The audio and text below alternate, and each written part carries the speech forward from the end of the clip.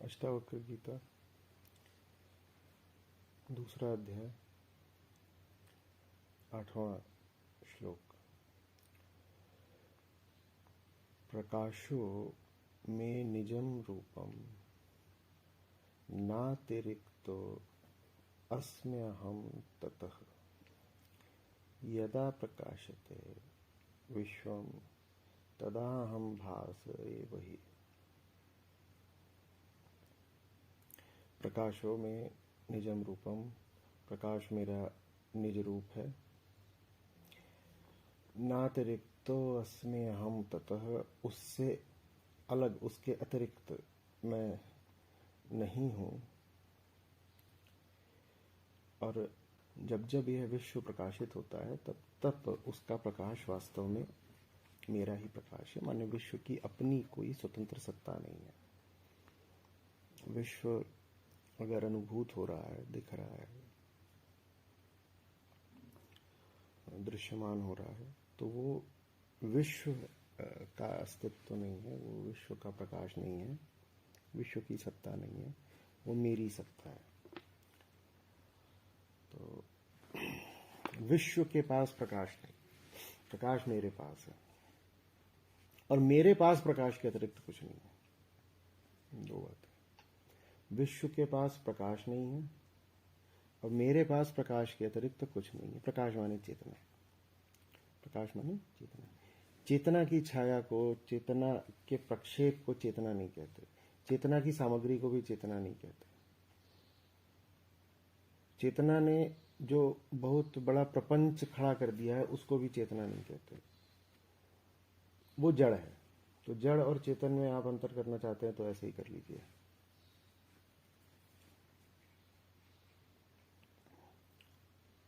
जो प्रकाश का स्रोत है उसको चेतना कहते हैं, और उस प्रकाश में जो कुछ भी अनुभव होता है, दिखाई देता है, वो जड़ है।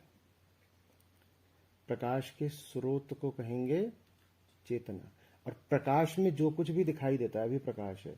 मैं जहां बैठा हूं, अभी दोपहर का समय है, बाहर बहुत सारी चीजें दिख रही हैं, धूप है, सीढ़ी दिख रही है, एक पेड़ दिख रहे हैं, खंभे हैं और छत है, ये सब है। ये सब प्रकाश में दिखने वाली चीजें हैं। तो प्रकाश में जो कुछ भी दिख रहा है वो जड़ है, और प्रकाश के स्रोत को कहते हैं चेतना। ये जड़ और चेतन की परिभाषा हो गई, ठीक है। अब इसमें और कोई आगे जाना चाहे तो वो ये भी कहेगा कि जो कुछ भी आपको दिखाई दे रहा है वो है तो चेतना से ही, तो वास्तव में वो चेतना से अभिन्न है। वो बात भी ठीक है, कोई गलत बात नहीं हो गई। तो ले दे करके है सब चेतना का ही विस्तार। चेतना के विस्तार को जड़ता कहते हैं, और चेतना के ही स्रोत को चैतन्य कहा जाना चाहिए, ऐसे आप कह सकते हैं। तो जगत के पास अपना कोई प्रकाश नहीं है। चेतना ना हो तो जगत है ही नहीं, चेतना ना हो तो जगत नहीं, घुप अंधेरा है। घुप अंधेरा भी कहना कोई बहुत सटीक नहीं होगा, क्योंकि अंधेरा भी अपने आप में एक विषय होता है जिसकी आप अनुभूति करते हैं। तो चेतना ना हो तो कुछ नहीं है। माने क्या? माने जो कुछ भी है वो चैतन्य इकाई के लिए है। देखिए, ये बड़ा मुश्किल है समझना, बड़ा मुश्किल है। पैदा होते ही हमें ये लगने लग जाता है कि दुनिया तो है। आप सामने कुछ किताबें रखी हुई हैं, सामने एक मेज रखी हुई है, और जो हमारा प्राकृतिक अनुभव होता है वो यही होता है कि मेज है, किताबें हैं। किसी भी तरीके से हम अपने आप को आश्वस्त नहीं कर सकते इस अनुभव को झूठा बोलने के लिए। बहुत मुश्किल है। मेज है ना, दिख रही है, किताबें हैं, मेज पर रखी हुई हैं, कैसे बोल दे नहीं है? तो आपको छूट है पूरी, आपको ऐसा प्राकृतिक अनुभव हो रहा है और बड़ी दृढ़ता से हो रहा है, बड़ी स्पष्टता से हो रहा है, आप उसको सत्य मान लीजिए। लेकिन उसको सत्य मानने में नुकसान है। बात सिद्धांत की नहीं है कि कौन से सिद्धांत का पालन करें, बात नुकसान की है। आप दुनिया को जितना सच मानते हो, आप अपने जीवन को उतना दुख से भर देते हो। बस ये छोटी सी समस्या है। विश्व को आप जितना सत्य मानोगे, अपने जीवन को आप उतना ज्यादा दुख से भर दोगे। क्योंकि विश्व अगर सत्य है तो आप भी सत्य हो, दो दो सत्य आपने खड़े कर दिए, और इन दोनों सत्यों में लगातार संघर्ष चलेगा। क्योंकि विश्व आपके चलाए चलता नहीं, ये दुनिया किसी के नियंत्रण में चलती है क्या? तो विश्व आप देखोगे कि आपका ये रोज का अनुभव रहेगा कि विश्व अपनी चाल चल रहा है, आप अपनी चाल चल रहे हो, और आपके पास विश्व को लेके हैं कामनाएं, और विश्व आपकी कामनाएं पूरी करता नहीं। करता भी है तो बड़े संघर्ष, बड़े जुगाड़ जोड़ तोड़ से आपको कुछ विश्व से हासिल होता है, और जो हासिल होता भी है उसका कोई भरोसा नहीं होता टिकेगा कब तक, कोई भी कभी आकर के छीन भी उसको ले जाता है। ये समस्या खड़ी होती है जब आप द्वैत में जीते हो, ये दो चीज़ों को आप एक दूसरे से स्वतंत्र सत्य मान लेते हो, कहते हो एक मैं हूँ एक विश्व है, तो इसका परिणाम होता है दुख। उसी दुख से बचाने के लिए फिर अष्टावक्र हैं और समस्त गीताएं हैं, वेदांत का पूरा वांग्मय है। दुनिया मुझसे पृथक है, यही मूल दुख है। दुनिया मुझसे पृथक नहीं है, मुझे जो दिख रहा है वो मैं हूं, मैंने अपना ही विस्तार कर रखा है। अपना ही विस्तार कर रखा है, मैंने आत्मा का विस्तार नहीं है, वो अहंकार का विस्तार है। आत्मा अभी की चर्चा के संदर्भ में बिंदुवत है, ऐसा कहना ज्यादा उचित होगा। आत्मा बिंदुवत है, वो विस्तार नहीं मांगती। अहम का विस्तार जब सिकुड़ता जाता है तो आप और ज्यादा आत्मस्थ होते जाते हो। आत्मा को कहिए कि बिंदु सरीखी है, और वही बिंदु जब विचलित होकर के, विक्षिप्त होकर के, उत्तेजित होकर के विस्तार ग्रहण कर ले तो संसार ही जब पूर्णतः संकुचित होकर के बिंदु मात्र बचे तो आत्मा है। ये संसार के संदर्भ में बात हो रही है। संसार में विस्तृत प्रतीत होता है ना, इसलिए कहना पड़ रहा है कि आत्मा बिंदु है। नहीं तो किसी अन्य संदर्भ में हम ये भी कह देते हैं कि आत्मा अनंत है और असीम है, उसकी कहीं पर कोई सीमा, उसका कोई अंत कहीं आता नहीं है।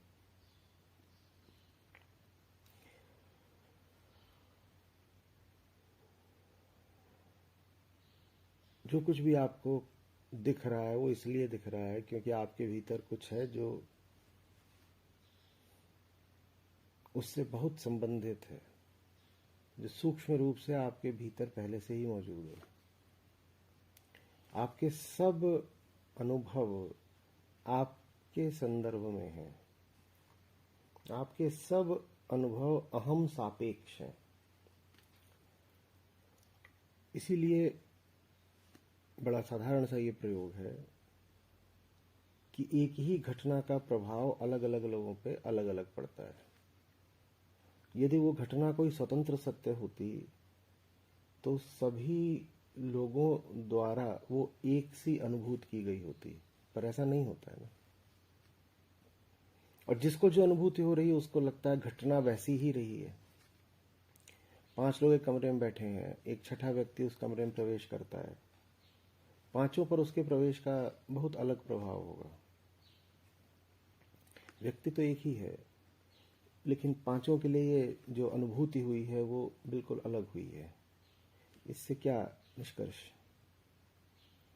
कि आपकी अनुभूतियां आपका अपना मसला है। ये ना सोचिए कि आपके अनुभव सत्य की कसौटी है। अनुभवों में सत्य नहीं होता। ये आज के समय की और जो वर्तमान बहुत सतही और झूठी आध्यात्मिकता का दौर चल रहा है, उसमें अनुभवों को बड़ा महत्व दिया जाता है, जबकि अध्यात्म आपको ठीक यही बात तो समझाने के लिए है कि आपके अनुभवों में सत्यता नहीं है। क्योंकि अनुभव को सत्य मान लिया तो जो अनुभव कर रहा है उसको सत्य मान लिया, उसी को तो अनुभव हो रहे हैं ना। अनुभव जिसको हो रहे हैं उसी को तो अहंकार बोलते हैं। तो अनुभवों को सत्य मानना माने अहंकार की पूजा करना, वही हो रहा है आज के अध्यात्म में। देखिए, 2 तल पर हम अपने इस विश्व का निर्माण करते हैं। एक तो अर्थ के तल पर और दूसरा नाम रूप के तल पर। अर्थ के तल पर हम इस जगत का निर्माण करते हैं, वो बात समझनी अपेक्षाया आसान है। एक ही घटना को अलग अलग लोग अलग अलग अर्थ देते हैं। मैं अभी ये जो बोल रहा हूँ और आप अभी सुन रहे हैं, अगर 5 लोग मेरी बात को सुन रहे हो तो 5 के लिए मेरी बात के अलग अलग अर्थ होंगे। वो अर्थ आवश्यक नहीं कि मैंने दिए हैं, वो अर्थ आपके अपने निजी अर्थ हैं जो आपने मेरी बात पर चढ़ाए हैं, है ना। तो जो घटना घट रही है उसका अर्थ क्या है, ये बात बिल्कुल व्यक्ति सापेक्ष है ना। ये बात आसानी समझ में आएगी इतना, तो यहाँ तक ठीक है। थोड़ी भी बुद्धि का यदि व्यक्ति है तो ये बात समझ जाता है। इसके आगे जो बात है वो समझनी थोड़ी कठिन होती है। उसके आगे की बात है कि जो घटना घट रही है उसका घटना भी आपके संदर्भ में, यहां पर जाकर के सब अटक जाते हैं। घटना घटी, उसका अर्थ क्या है ये तो आपने तय कराई, घटना घटी ये भी आप तय करते हैं, यहां हम अटक जाते हैं। क्योंकि हम कहते हैं घटनाएं तो हमसे स्वतंत्र होती हैं ना, हम हो ना हो घटनाएं घटती रहती हैं। नहीं, ऐसा नहीं है, और इस पर जल्दी से निष्कर्ष पर आने की जरूरत भी नहीं है, विचार कर लीजिएगा। जिन्होंने जाना उन्होंने कहा आप न हो तो घटना नहीं घटेगी, सब घटनाएं आपके लिए घट रही हैं। हम न हो तो क्या चांद न निकलेगा, सूरज नहीं उगेगा? हाँ जी हाँ, सूरज को, सूरज की आकृति भी आपने दी है, सूरज का ताप भी आपके लिए है, सूरज का प्रकाश भी आपके लिए है। प्रकाश जैसी कोई चीज होती है वो परिभाषा भी आप ही के लिए है। आप ना हो तो सूरज नहीं होगा। मन क्या कहना चाहते हैं? मन दुनिया में अगर कोई ना हो तो न चांद होगा, न सूरज होगा, न पृथ्वी होगी, न सौर मंडल होंगे, न आकाश गंगाएं होंगी, नहीं कुछ भी नहीं होगा। ये बात बड़ी विचित्र लगती है, क्योंकि जो हमारा प्राकृतिक निजी अनुभव है और विज्ञान भी हमें जो बात बताता है वो यही है कि जगत की एक स्वतंत्र सत्ता है, जगत एक ऑब्जेक्टिव रियलिटी है। हालांकि विज्ञान भी अब वहां पहुंच गया है जहां स्वीकार कर लिया है फिजिक्स ने कि आप जो कुछ भी देख रहे हो, जो ऑब्जर्व्ड फिनोमेना है, वो जो ऑब्जर्वर हैं उसी पर निर्भर करते हैं। The observed phenomena is a function of the observer. और इतना ही नहीं है, बड़ी महत्वपूर्ण बात है और आपको बड़ा इसमें, आप जिस पार्टिकल को देखना शुरू कर देते हो, सिर्फ देखने मात्र से आप उसको बदल देते हो। आप जिस फिनोमिना को ऑब्जर्व करने लगते हो या जिस एलिमेंट्री पार्टिकल को आप ऑब्जर्वेशन के नीचे ले आ देते हो, वो बदल जाता है, वो देखने मात्र से बदल जाता है। तो बहुत ठोस तरीके से विज्ञान में ये बात उभर कर आ रही है कि जगत आपसे स्वतंत्र नहीं है, जगत आपसे भिन्न नहीं है, जगत आपसे पृथक कोई अपनी सत्ता नहीं रखता। और वही बात अष्टावक्र यहाँ समझा रहे हैं। विज्ञान ने रास्ता लिया जगत के अन्वेषण का, और जगत की खोज करते करते करते करते करते उन्होंने पाया कि जगत को भी अगर जानना है तो जानने वाले को जानना पड़ेगा। तो विज्ञान ने जो रास्ता लिया है वो बाहर से होकर के भीतर को आया है। अष्टावक्र का रास्ता दूसरा है, वो भीतर से होकर बाहर को जाता है। ये रास्ता ज्यादा बुद्धिमत्तापूर्ण भी है और ज्यादा श्रेष्ठ भी है, एफिशिएंट भी ज्यादा है। एक तो ये कि जिस समय अष्टावक्र बात कर रहे हैं उस समय बाहर के प्रयोग और परीक्षण करने के लिए कोई प्रयोगशाला तो थी नहीं। तो जो नाभिकीय कण होते हैं, अणु परमाणु, और अणु परमाणुओं से भी बहुत आगे अब बात जा चुकी है, क्वार्क्स, ट्रेन्स, इन सब पर, तो उन पर प्रयोग करने के लिए समय कोई प्रयोगशालाएं थी नहीं। तो ये बात अव्यवहारिक थी कि अष्टावक्र सत्य की खोज संसार के माध्यम से करें। वो करने के लिए आपको प्रयोगशाला भी चाहिए और एक तरह की अर्थव्यवस्था चाहिए, वो सब तब था नहीं। तो उन्होंने जो रास्ता लिया वो भीतरी था। ये जो भीतरी रास्ता है ये आंतरिक अनुशासन मांगता है, लेकिन इसमें जो बात है वो बहुत सहज पता चलती है। भीतरी रास्ते से आपको बाहर की चीजों के बारे में कुछ विस्तृत जानकारी नहीं मिल जाएगी, लेकिन बाहरी जगत का मूल आधार क्या है ये जरूर पता चल जाएगा। मतलब कि आप कितना भी ध्यान कर लो, भीतरी जगत में आप कितनी भी गहराई से चले जाओ, आपको ये नहीं पता लगने वाला है कि सौर मंडल में कितने ग्रह हैं।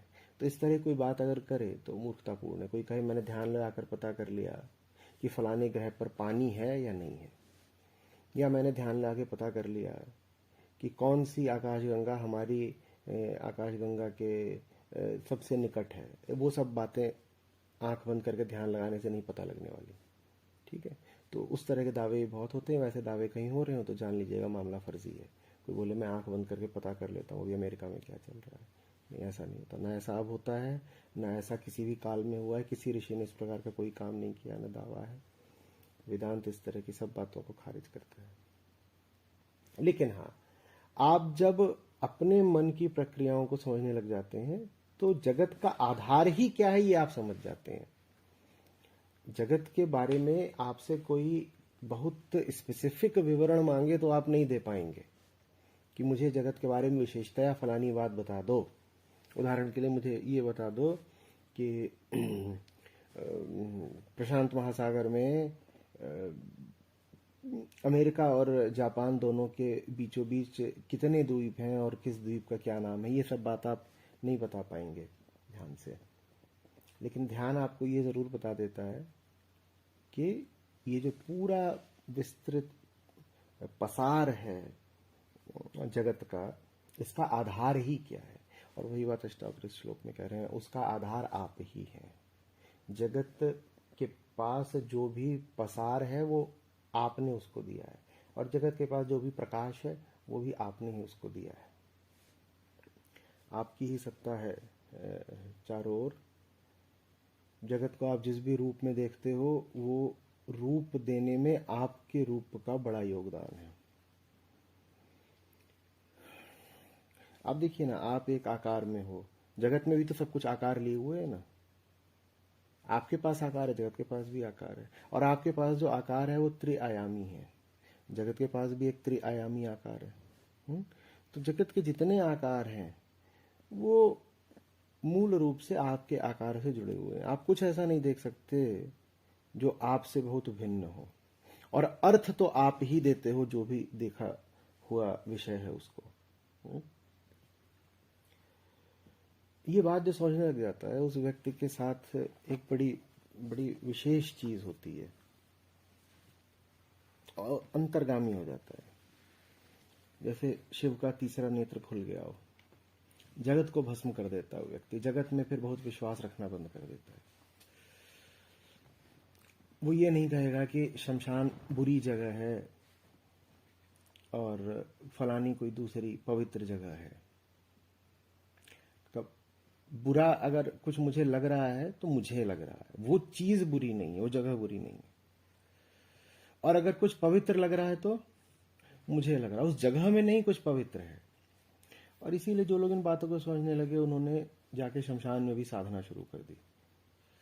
वो वास्तव में शमशान को नहीं, स्वयं को जीत रहे थे। शमशान में भूत प्रेत जीतने नहीं गए थे, वो स्वयं को जीतने गए थे। क्योंकि आप हैं जिसको शमशान में लगता है कि कुछ बुरा है। आप कहने लगे थे शमशान में निगेटिव वाइब्स आ रही हैं, शमशान में कुछ बुरी तरीके की इविल तरंगे हैं। वो अपने आप को यही सिद्ध करने गए थे कि कहीं कुछ नहीं है, जो कुछ है वो मुझ में है। जगत में न कुछ अच्छा है अपने आप में, न बुरा है अपने आप में। अच्छा यदि है तो मुझे प्रतीत हो रहा है कि अच्छा है, बुरा यदि है तो मुझे प्रतीत हो रहा है कि बुरा। और अभी जो मुझे बुरा प्रतीत हो रहा है 2 पल बाद मुझे अच्छा लगने लगता है, तो मैं अपनी प्रतीति, अपने अनुभव को कितना महत्व दूं भाई। एक चीज है जो मुझे अभी बहुत बुरी लग रही है और तभी कोई आकर के मेरे कान में कुछ सूचना दे जाता है और वही चीज मुझे तत्काल बहुत अच्छी लगने लग जाती है। आप शाकाहारी हो और आपकी टेबल पर आकर के वेटर कुछ सर्व कर जाता है और आप उसको बहुत चाव से खा रहे हो, क्या बढ़िया चीज है, क्या माल है। तभी आपके बगल वाला बताता है अरे ये तो शायद चिकन है, और तत्काल आप कहते हो छी छी छी छी छी छी छी। एक पल में जो बहुत अच्छा था, बहुत रुचिकर लग रहा था, वो छी छी हो गया। कैसे हो गया? क्या वो चीज बदल गई? नहीं, आप बदल गए ना, क्योंकि आप कौन हो? आप चेतना हो। और चेतना माने जो चेतना के पास ज्ञान है। आपका ज्ञान बदल गया, किसी ने आपको कुछ सूचना दे दी, आपका ज्ञान बदल गया, आपकी चेतना बदल गई, तो जो चीज अच्छी लग रही थी वो बुरी लगने लग गई। आप बदल गए, चीज नहीं बदली, आप बदल गए। तो जो व्यक्ति वेदांत को जानने लग जाता है वो उस एक इकाई पर अपनी सारी शक्ति केंद्रित कर देता है, जो इकाई किसी काम की है, जिस इकाई पे काम करा जा सकता है, और वो इकाई है स्वयं। वो फिर दुनिया को बहुत महत्व नहीं देता। वो कहता है मुझे अपने आप को ठीक करना है ना। जब अच्छा बुरा, ऊंचा नीचा, पाप पुण्य सब मेरे संदर्भ में ही है, तो मैं काम किस पर करूं? सर्वप्रथम मैं अपने आप पे काम करूंगा ना। वो फिर अपने आप पे काम करना शुरू कर देते हैं। जब अपने आप पे काम करते हो तो अच्छे परिणाम मिलते हैं। दुनिया पे काम करो बिना स्वयं को जाने, तो तुम्हारा जो काम है वो हिंसक ही होता है, और उससे तमाम तरह के विनाश होते हैं, दुख होता है। अपने आप को जानने लग गया, वो अपने लिए बहुत शुभ हो जाता है। इसीलिए जो वेदांत में सत्य है उसका नाम आत्मा है। ये बहुत महत्व की बात है ना, कि सत्य का नाम संसार से नहीं है, सत्य का नाम स्वयं से है। सत्य का नाम है आत्मा। मैं ही सत्य है, तो काम भी मुझे स्वयं पर ही तो करना है। हाँ, मैं स्वयं पे काम कर लूं, उसके बाद फिर मुझसे जो कर्म होगा वो फिर ठीक होगा। लेकिन स्वयं पर काम करे बिना जगत को लेकर बहुत उछल कूद मचाऊं, बहुत 100 तरह की बातें बोलूं, तो कुछ होता नहीं। जैसे आचार्य जी आपने बताया कि कुछ अच्छा या बुरा है वो मैं तय कर रहा हूँ, पर कुछ है या नहीं है ये भी मैं ही तय कर रहा हूँ, तो ये समझ में आती नहीं बात। मतलब मैंने पहले भी वीडियो ये इसमें ये कठिन है, ये बात समझ में आनी, ये बात समझ में आनी कठिन है कि ये जो चेतना है मेरी, यही जगत का निर्धारण कर रही है। और क्यों नहीं समझ में आती वो बता देता हूँ। जब कहा जा रहा है कि आपकी चेतना से ये जगत प्रकाशित है, तो आप सोचते हो कि आप माने इस व्यक्ति की बात हो रही है। इस व्यक्ति की नहीं बात हो रही है। आप जैसे जगत को देखते हो वैसे आप अपने आप को भी तो देखते हो ना। जब मैं बोलता हूं आपकी चेतना से जगत प्रकाशित है, तो आप ऐसे सोचते हो कि मैं ये कह रहा हूं कि अनमोल यहां खड़ा हुआ है कमरे के बीच में, और अनमोल की चेतना से ये जगत अनुभूत हो रहा है, प्रतीत हो रहा है। नहीं, अनमोल को जैसे ही कमरा प्रतीत हो रहा है वैसे ही अनमोल भी तो प्रतीत हो रहा है ना। माने वो कोई और है जिसके प्रकाश से, जिसकी रोशनी से ये कमरा भी है और अनमोल भी है। ये उसके प्रकाश की बात हो रही है। अनमोल ने ये कमरा नहीं फैला दिया, कोई और है जिसने कमरे और अनमोल दोनों को फैला दिया है। अब थोड़ा सा सुगम पड़ेगा, नहीं तो फिर वो समस्या खड़ी हो जाती है ना कि अगर ये दुनिया मुझसे ही है तो फिर जिन चीजों का मुझे पता ही नहीं उनको होना ही नहीं चाहिए, और जिन चीजों का मुझे बिल्कुल ख्याल नहीं उन्हें मिट जाना चाहिए। उदाहरण के लिए सोफा अगर मुझसे है तो मैं कहीं बहुत दूर चला जाऊं, सोफे को बिल्कुल भूल जाऊं, तो सोफा मिट जाना चाहिए। कोई इस कमरे में आए तो उसे सोफा दिखना नहीं चाहिए। यहां पर एजेंसी प्रॉब्लम है। जब कहा जा रहा है कि ये जो जगत है ये तुम्हारे ही प्रकाश से दृश्यमान हो रहा है, तो वो तुम्हारी बात नहीं हो रही है। तुम कौन हो? तुम व्यक्ति हो। तो व्यक्तिगत अहंकार की बात नहीं हो रही है, ये मूल अहम वृत्ति की बात हो रही है। उसी ने पूरी दुनिया फैला रखी है और दुनिया को देखने वाले को भी फैला रखा है। तो उसने दो खड़े करे हैं। मूल जो अहम वृत्ति होती है, अहम वृत्ति, वो अकेली होती है, वो बस बोलती है अहम, और फिर जब वो फैलती है तो वो दो में बट जाती है। किन दो में? दृश्य और दृष्टा में। आत्मा है, आत्मा तो है ही नहीं। आत्मा से एक आता है, उसका क्या नाम होता है? अहम वृत्ति। अब वो अकेली है, वो एक है, अभी वो एक ही है। फिर वो दो में बंटती है। किन दो में बंटती है? दृश्य और दृष्टा में। तो ये जो बात कही जा रही है कि जो दृश्य है वो तुमने फैलाया, ये बात दृष्टा को नहीं बोली जा रही है। दृष्टा ने दृश्य नहीं फैलाया है। ये बात किसको बोली जा रही है? ये अहम वृत्ति को बोली जा रही है। अहम वृत्ति ने इन दोनों को फैलाया, उसने अनमोल को भी खड़ा करा है और अनमोल जो कुछ देख रहा है उसको भी खड़ा करा है। हाँ, अनमोल चूंकि अज्ञानी है तो वो सोचता है कि जो दिख रहा है वो मुझे दिख रहा है, नहीं तुम्हें नहीं दिख रहा है। तुमको और उसको दोनों को किसी तीसरे ने, जो तुमसे ज्यादा मूल है, उसने खड़ा करा। अहम वृत्ति के कारण ही वो व्यक्ति है जो अपने आप को दृष्टा कहता है, अनमोल, और वो सब कुछ है जो व्यक्त है, जो माने अनुभूत हो रहा है। व्यक्ति और व्यक्त ये दोनों किससे हैं? वृत्ति से हैं।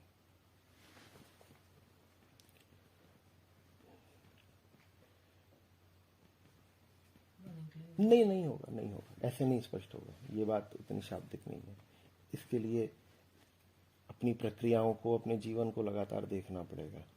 जब तक तुम स्वयं अपने दृष्टा नहीं बन जाते तब तक तुम्हें सब दृश्यों का रहस्य समझ में नहीं आएगा। जब तक तुम अपने ही दृष्टा नहीं बन जाते, जब तक तुम अनमोल के ही दृष्टा नहीं बन जाते, तब तक तुम्हें उन सब दृश्यों का क्या पता चलेगा जिन्हें अनमोल देखता है। अनमोल होकर तुम ये नहीं समझ पाओगे कि ये जो कुछ अनमोल को दिखाई देता है वो कहां से आया। अनमोल के थोड़ा पीछे चले जाओ, जब ये जान लोगे कि अनमोल कहां से आया, तो फिर ये भी दिखने लगेगा कि अनमोल को जो कुछ प्रतीत हो रहा है वो कहां से आया। कभी जैसे पकड़ते भी अपने आप को देख भी रहे हैं कि ये काम इसलिए हो रहा है, तो फिर लगता है कि ये देखना भी शायद उसी का पार्ट है, ये पर वो भी क्या अनमोल ही देख रहा है। हाँ, वो जितना पीछे जाओगे उतना अच्छा, जितना पीछे जाओगे उतना अनमोल से मुक्त होते जाओगे। एक तल है जहां अनमोल ही देख रहा है, उस तल पर बहुत कुछ बातें साफ नहीं होती हैं। फिर थोड़ा सा पीछे आते हो जहां पर अनमोल कम हो जाता है और अनमोल दिखने ज्यादा लगता है। फिर अनमोल देखने वाला नहीं हो रह जाता, अनमोल वो होता है जो अब दिख रहा है। अज्ञानी की पहचान होती है कि वो देखता है, और ज्ञानी की पहचान होती है कि वो स्वयं को ही देख लेता है। अज्ञानी बोलता है मैं देख रहा हूं, ज्ञानी बोलता है मैं दिख रहा हूं। अज्ञानी क्या बोलता है? मैं देख रहा हूं। और ज्ञानी बोलता है मैं दिख रहा हूं। मैं दिख रहा हूं, किसको दिख रहा हूं? वो जो मेरे पीछे है, साफ वाला दृष्टा, साक्षी दृष्टा, उसको मैं दिख रहा हूं। और अज्ञानी बोलेगा मैं तो देख रहा हूं। तो जो देख रहा है वो ये नहीं समझ पाएगा कि जो दिखी हुई चीज है वो तुम्हारी ही करतूत है। देखने वाला ये नहीं समझ पाएगा कभी, जो स्वयं को ही। लेकिन जिसको दिखने लग गया वो कौन है, वो ये भी देख लेगा कि तुम जो सब कुछ देख रहे हो वो तुम्हें कैसे दिख रहा है।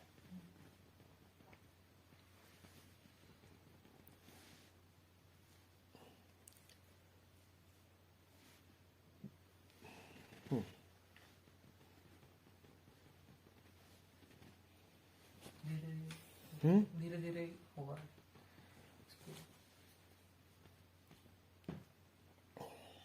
अपने आप को महत्व देना कम करना होता है। अपने आप को महत्व देना कम करना होता है। अपनी पसंद नापसंद, मुझे चोट लग गई, मुझे बुरा लग गया, एक रस है अनुभव लेने में और एक रस है अनुभव का साक्षी बनने में। सही रस में जिसको आनंद आने लगता है उसके लिए फिर सारे रहस्य खुलने लगते हैं। अनुभवों की आदत पड़ गई है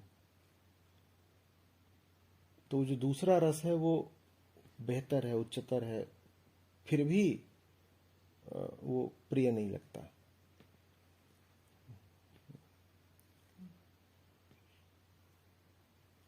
अपने प्रति थोड़ा सा वैराग्य, मैं ही तो हूं, कितनी गंभीरता से ले लूं खुद को, मैं ही तो हूं।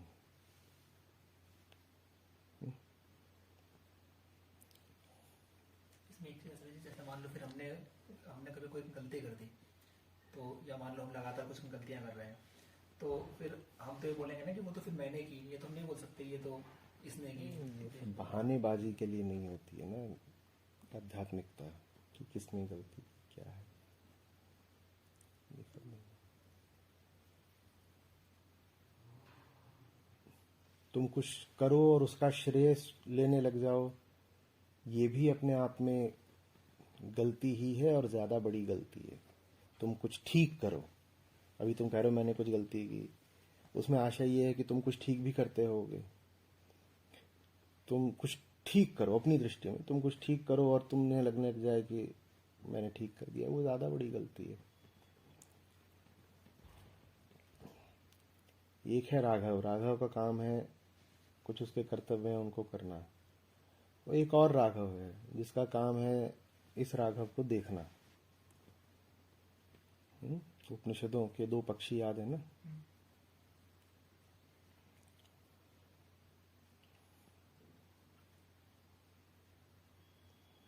तो जिस राघव का काम है अपना कर्तव्य निभाना, वो अपना कर्तव्य निभाए यथाशक्ति। जिसका काम है इस राघव को देखना, वो देखे भी कि क्या कर रहा है ये।